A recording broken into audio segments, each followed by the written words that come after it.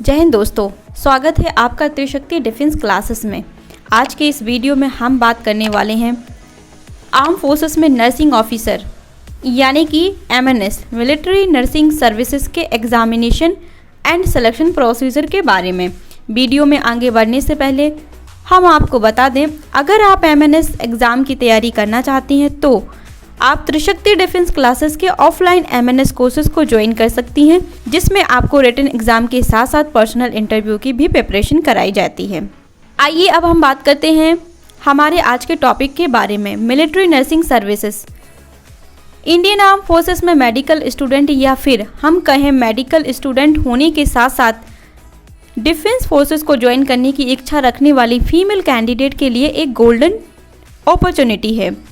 सिर्फ ये medical field में एक्टिव रहती हैं, साथ ही इन्हें एक डेकोरेटेड मिलिट्री ऑफिसर होने का गौरव भी हासिल होता है। दोस्तों, अगर हम बात करें MNS की सिलेक्शन के बारे में, तो ये एंट्री केवल फीमेल कैंडिडेट के लिए ही है जिन्हें आर्म फोर्सेस में नर्सिंग सर्विस के लिए कमीशन किया जाता है। आगे बढ़ते हैं, हम सिलेक्शन प्रोसीजर एंड एलिजिबिलिटी की भी बात करेंगे। सबसे पहले कैंडिडेट का इंडियन नेशनल होना जरूरी है। MNS में 16.5 साल से 24 साल के कैंडिडेट MNS के एग्जाम फॉर्म को भर सकते हैं और साथ ही 17.5 साल से लेकर 25 साल के एज के कैंडिडेट को सेलेक्ट किया जाता है।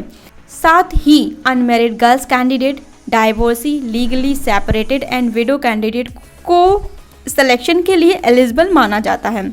तो चलिए अब हम बात करते हैं इस एग्जामिनेशन में अपीयर होने के लिए और अप्लाई करने के लिए कौन कौन से कैंडिडेट एलिजिबल होते हैं और इनकी क्या एकेडमिक क्वालिफिकेशन होती है। अगर बात करें आर्म फोर्सेस नर्सिंग कॉलेज की, जिसमें सेलेक्टेड कैंडिडेट को उनकी स्कूलिंग के बाद आर्मी मेडिकल कॉलेज में अपना ग्रेजुएशन एंड 4 साल की ट्रेनिंग करनी होती है और इसके लिए इंस्पायरिंग फीमेल कैंडिडेट जिन्होंने 10+2 लेवल की स्कूलिंग कंप्लीट कर ली हो या वो 12th में अभी पढ़ रही हो, वो भी इस एग्ज़ाम के लिए अप्लाई कर सकते हैं। मगर ध्यान रखें, इसमें कैंडिडेट ने साइंस बैकग्राउंड यानी कि बायोलॉजी, फिजिक्स और केमिस्ट्री से अपना 12th कंप्लीट किया हो और इंग्लिश में मिनिमम 50% मार्क्स होने चाहिए। सिर्फ उन्हीं कैंडिडेट को सिलेक्शन के लिए एलिजिबल माना जाता है।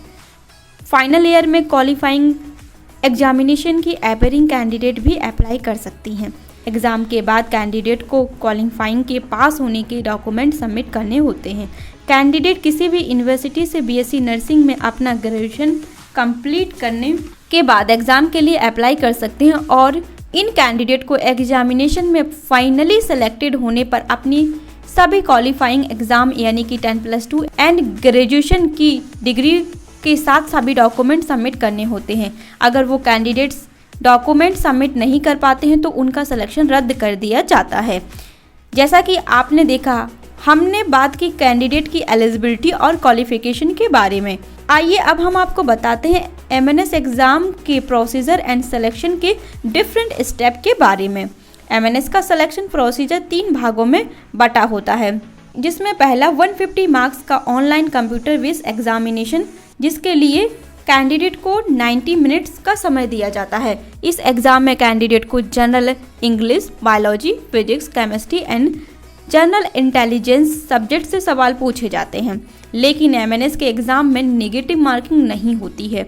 एग्ज़ाम के बाद मेरिट लिस्टेड कैंडिडेट को इंटरव्यू के लिए बुलाया जाता है और फाइनल सिलेक्शन कैंडिडेट की एग्ज़ाम एंड इंटरव्यू के कंबाइंड मेरिट लिस्ट से किया जाता है। Test centre first come first allot के बेस पर होते हैं और कैंडिडेट अपनी सुविधा अनुसार चॉइस के अकॉर्डिंग सेंटर का चयन कर सकते हैं। एक बार टेस्ट सेंटर सेलेक्ट होने पर कैंडिडेट को किसी भी चेंज का ऑप्शन नहीं होता है, ना ही इस मैटर में किसी भी रिक्वेस्ट को एक्सेप्ट किया जाता है।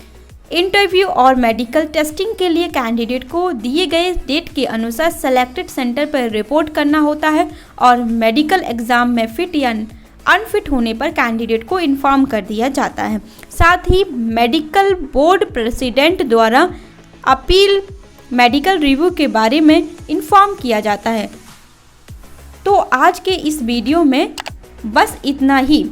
अगर आपको MNS की किसी भी तरह की और कोई जानकारी चाहिए तो आप हमारे टोल फ्री नंबर 8303488277 पर कॉल कर सकते हैं या हमारे सेंटर त्रिशक्ति डिफेंस क्लासेस प्रयागराज पर विजिट कर सकते हैं। जय हिंद।